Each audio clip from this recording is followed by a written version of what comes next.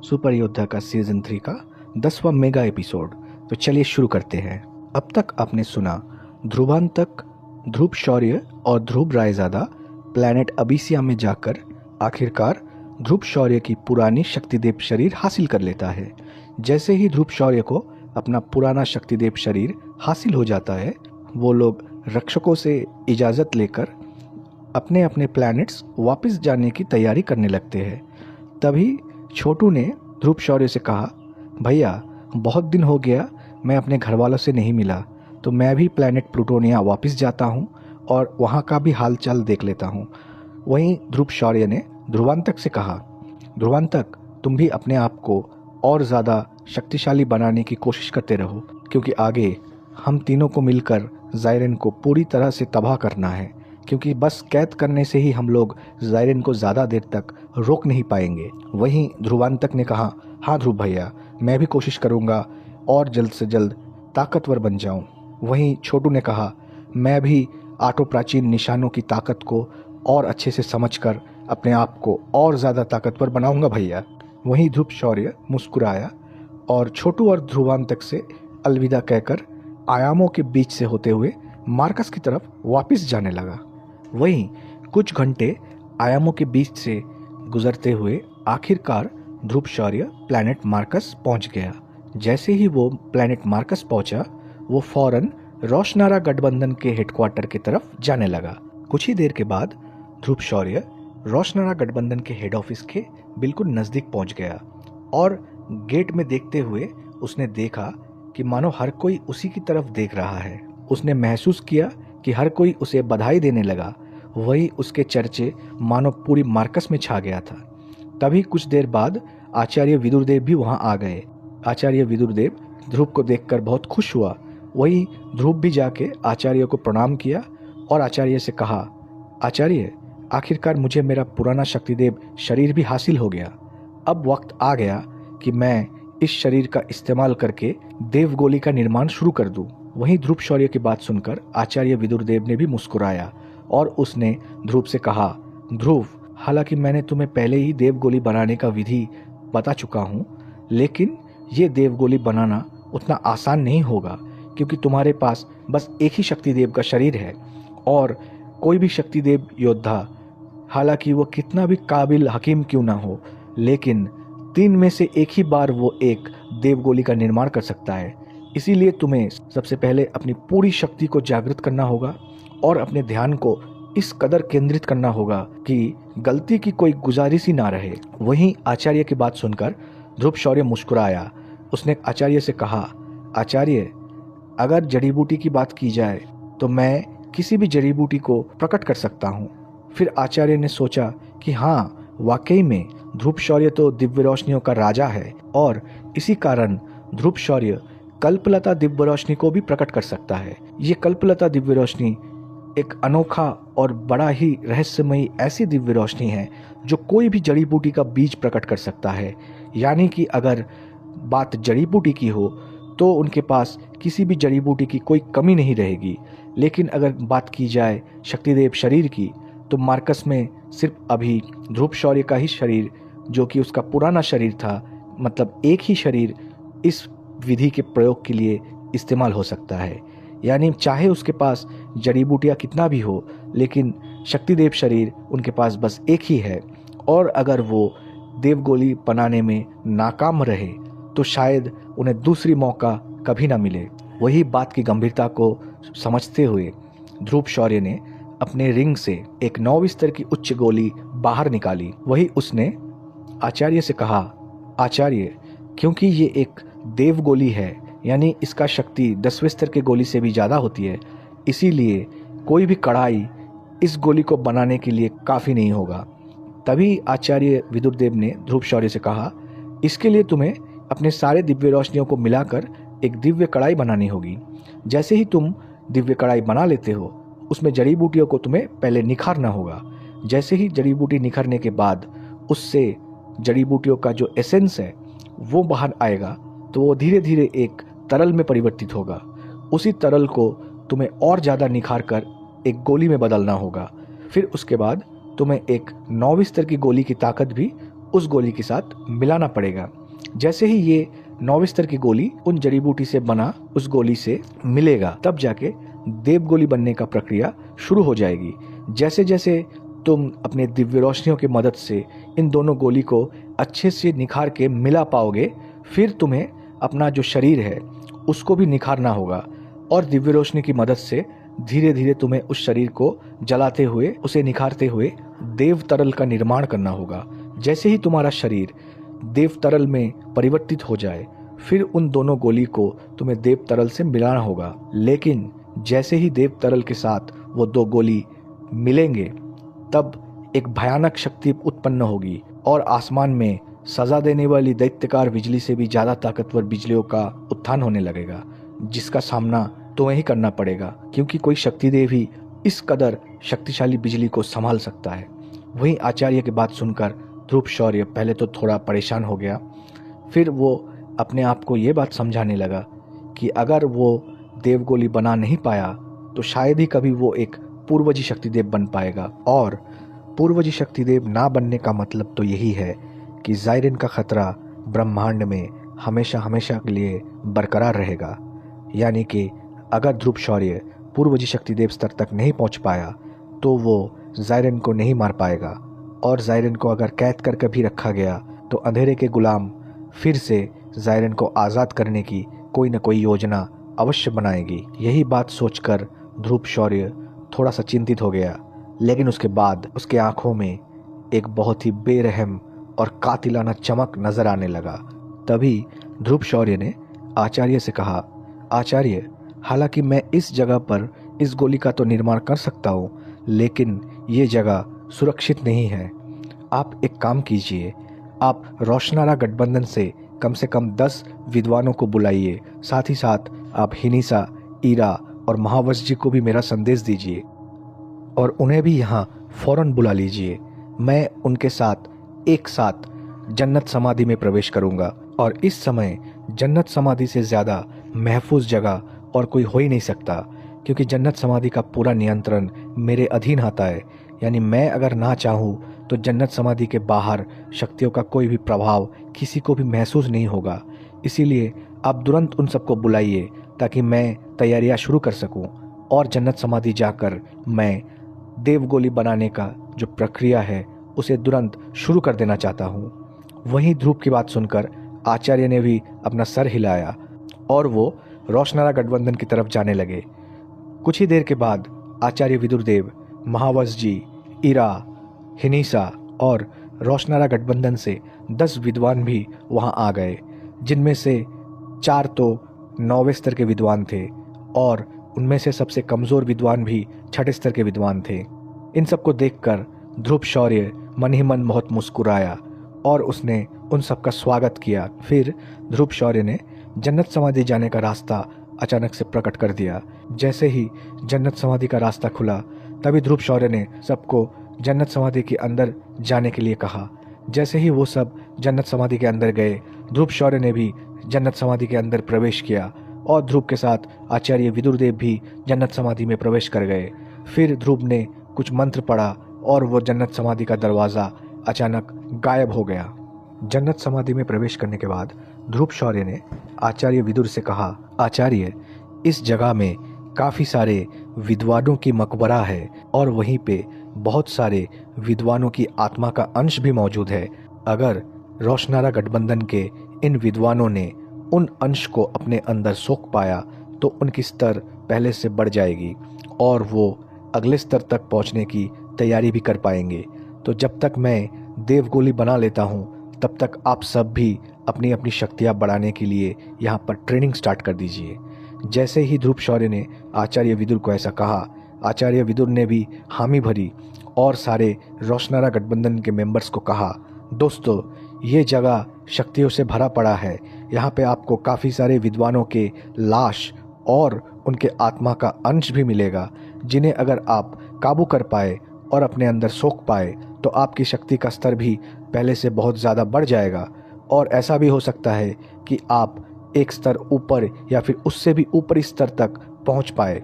वहीं आचार्य विदुरदेव की बात सुनकर रोशनारा गठबंधन के 10 विद्वानों ने भी हामी जताई और वो अलग अलग दिशाओं में जाने लगे। तभी आचार्य विदुरदेव ने ध्रुव शौर्य से कहा, ध्रुव आखिरकार अब तुम क्या करने वाले हो? तभी ध्रुव शौर्य ने कहा, आचार्य आप, ईरा, महावश जी और हिनिसा मेरे साथ पूर्वज रुद्रदेव के मकबरे की तरफ चलिए। हम सब जाके वहीं पे देवगोली बनाने की प्रक्रिया शुरू करेंगे। वही ध्रुव शौर्य की बात सुनकर विदुरदेव ने भी हामी जताई और वो सब मिलके पूर्वज रुद्रदेव के मकबरे की तरफ जाने लगे। कुछ ही देर में वो सब मिलके पूर्वज रुद्रदेव शौर्य की मकबरे के पास पहुंच गए। मकबरे के पास पहुंचते ही उन्हें वो प्राचीन शिला दिखाई दी, जिसके मदद से वो लोग रुद्रदेव शौर्य की मकबरे के अंदर प्रवेश करने लगे। कुछ ही देर में ध्रुव के साथ साथ ईरा, हिनिसा, महावश जी और आचार्य विदुरदेव रुद्रदेव की मकबरे के अंदर पहुंच गए। अंदर पहुंचते ही ध्रुव को याद आया कैसे उसने यहाँ पे पूर्वज रुद्रदेव की मदद से रहस्यमय स्काईफायर की आखिरी तकनीक हासिल की थी। साथ ही साथ वो उस तालाब को देखकर भी भावुक हो गया, जहाँ पर ईरा ने और रुद्रदेव शौर्य ने अपनी अपनी मूल खून उसे देकर उसे और भी शक्तिशाली बनाया था।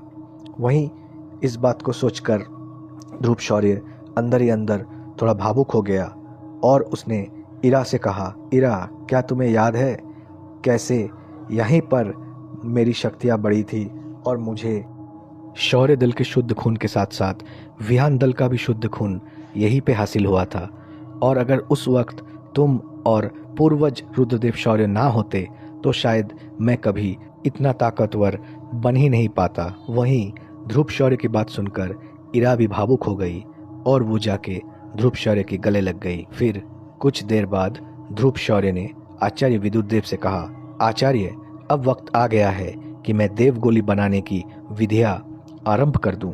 वहीं आचार्य विदुरदेव ने भी उससे कहा, ठीक है ध्रुव, अब तुम अपनी सारी दिव्य रोशनियों को बाहर बुलाओ और उनकी मदद से एक जादुई दिव्य कड़ाई का निर्माण करो। आचार्य विदुरदेव की बात सुनकर ध्रुव ने भी हामी जताई। उसने फौरन वहीं पास रखा हुआ एक चट्टान के ऊपर बैठकर अपनी ध्यान केंद्रित किया और धीरे धीरे उसने अपने सारी दिव्य रोशनियों को बाहर बुलाने लगा। जैसे ही ध्रुव शौर्य ने सारी दिव्य रोशनियों को बाहर बुलाया, वो सारी दिव्य रोशनी मिलकर धीरे धीरे एक 100 फीट से भी ज़्यादा बड़ा कड़ाई की आकार लेने लगी। धीरे धीरे वो कड़ाई और ज़्यादा चमकने लगा। उसमें से एक लाल चमक सबको नज़र आने लगा। साथ ही साथ सबने महसूस किया कि वहाँ तापमान भी बहुत तेज़ी से बढ़ने लग रहा था। साथ ही साथ सबको महसूस हुआ कि वहाँ पे तापमान भी बहुत ही तेज़ी से बढ़ रहा था। वहीं ध्रुव शौर्य ने अपने अंगूठी से अपना पुराना शक्तिदेव शरीर को बाहर निकाला। जैसे ही उसने अपना पुराना शक्तिदेव शरीर को बाहर निकाला, ध्रुव शौर्य को अपनी कुछ पुरानी यादें भी महसूस होने लगी। लेकिन तभी वो सतर्क हो गया और दिव्य रोशनियों की मदद से उस शरीर को उस दिव्य हांडी में डालकर धीरे धीरे शरीर को निखारने की कोशिश करने लगा। शुरू में तो उस शरीर को कुछ खास फर्क नहीं पड़ा, लेकिन धीरे धीरे ध्रुव शौर्य ने महसूस किया कि दिव्य रोशनियों की वजह से उस शरीर में धीरे धीरे एक आग प्रज्वलित होने लगा। बहुत ही जल्द वो आग तेजी से बढ़ने लगा। वहीं उस आग को तेजी से बढ़ते हुए देखकर विदुरदेव ने ध्रुव से कहा, ध्रुव अपने ध्यान को केंद्रित करो और आग की रफ्तार को काबू करने की कोशिश करो।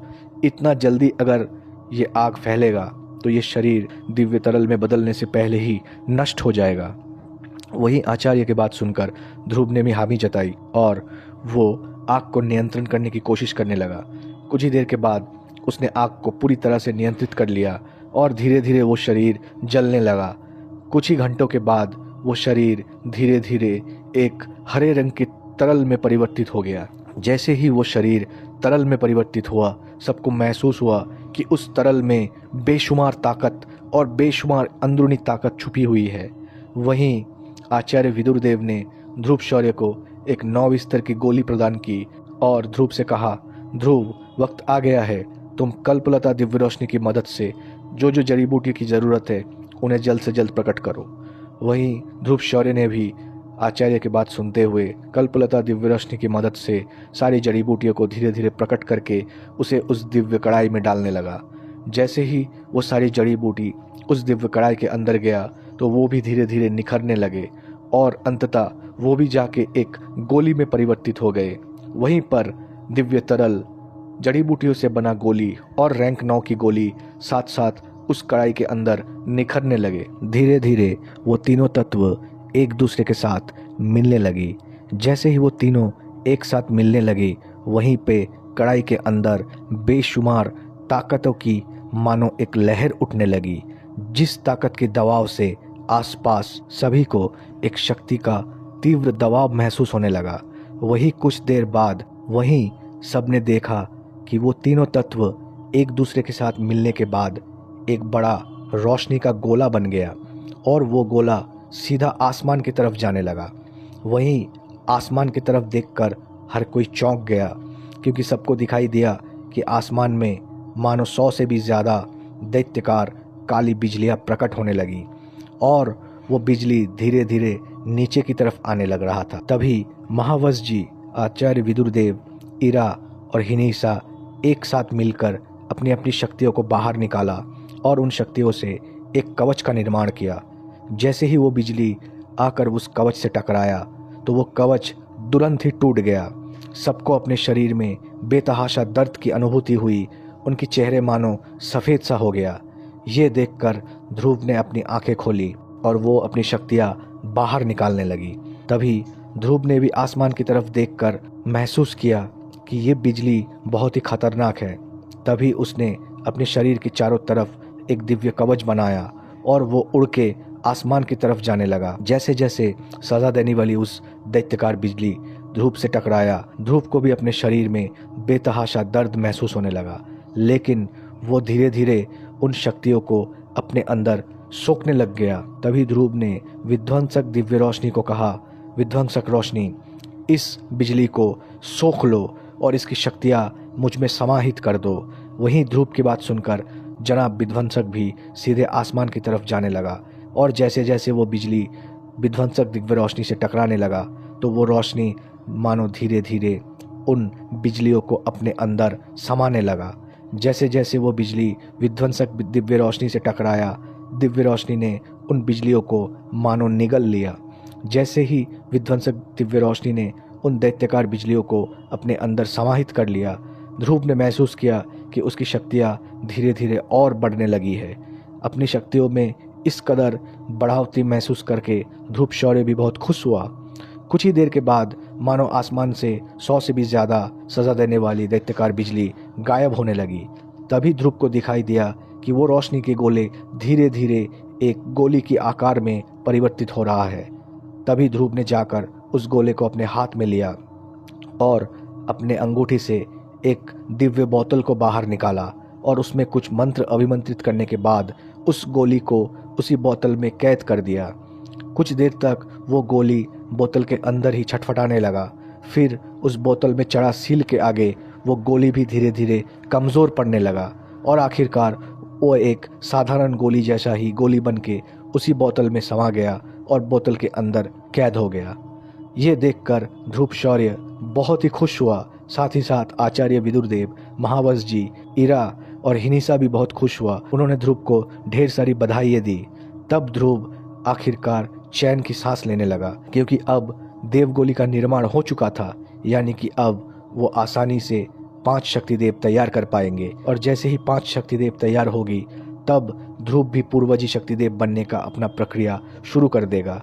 इससे न केवल ध्रुव को ही फायदा होगा, बल्कि मार्कस को और भी 5 नए शक्तिदेव मिल जाएंगे, जिनकी सम्मिलित शक्ति से वो मुश्किल से मुश्किल हालात पे भी डटे रह सकते थे। वहीं जैसे ही ध्रुव शौर्य ने उस गोली को पूरी तरह से तैयार कर लिया, तभी ध्रुव शौर्य ने आचार्य विदुरदेव से कहा, आचार्य, ये गोली आखिरकार तैयार हो गई है और मैं चाहता हूँ कि आप इस गोली को मेरी जान से भी ज़्यादा प्यारी मेरी बेटी ध्रुविका को दे, ताकि वो एक शक्तिदेव बन पाए। तभी ध्रुव की बात सुनकर आचार्य ने भी मुस्कुराया। उसने कहा, ये तो वैसे ही ध्रुविका को ही देना था, क्योंकि तुम्हारी पुरानी शरीर की ताकत इस गोली में समाहित है और इस गोली को सबसे अच्छा ध्रुविका ही संभाल पाएगी, क्योंकि उसके अंदर भी तुम्हारा ही खून है, साथ ही साथ उसके अंदर हिनीसा का भी खून है। इसीलिए इस गोली के लिए सबसे उपयोगी ध्रुविका के अलावा और कोई नहीं हो सकता। वही आचार्य की बात सुनकर ध्रुव भी मुस्कुराया। उसने वो बोतल आचार्य विदुरदेव को थमा दिया। आचार्य विदुरदेव ने भी उस बोतल को अपनी अंगूठी के अंदर डाल लिया। तभी महावश जी ने आचार्य विदुर और ध्रुव शौर्य से कहा, ध्रुव, देवगोली तो बन गई, लेकिन जो 10 योद्धा अपनी अपनी ताकत बढ़ाने के लिए यहाँ पे आए हैं, उनकी ताकत अभी तक कुछ खास नहीं बढ़ी है। ये बात सुनकर ध्रुव तो पहले सोचने लगा, फिर उसने मुस्कुरा के आचार्य विदुरदेव से कहा, आचार्य, लगता है फिर से गुरु शिष्य को एक साथ गोली बनानी पड़ेगी। वहीं ध्रुव की बात सुनकर आचार्य विदुरदेव ने भी मुस्कुराते हुए कहा, तो फिर ठीक है, तुम कल्पलता दिव्य रोशनी की मदद से जड़ी बूटियों का बंदोबस्त करो और हम दोनों मिलकर 10 विद्वान गोली बना लेते हैं। इन गोलियों के प्रयोग से जो विद्वान यहाँ पर ट्रेनिंग के लिए आए हैं, वो तुरंत ही अपना स्तर कम से कम एक स्तर तक आगे ले जा पाएंगे। हालांकि विद्वान के एक स्तर से दूसरे स्तर तक जाने में सालों की मेहनत और किस्मत का भी आवश्यकता है। तो क्या ध्रुव शौर्य और आचार्य विदुरदेव मिलके बना लेंगे 10 विद्वान गोली?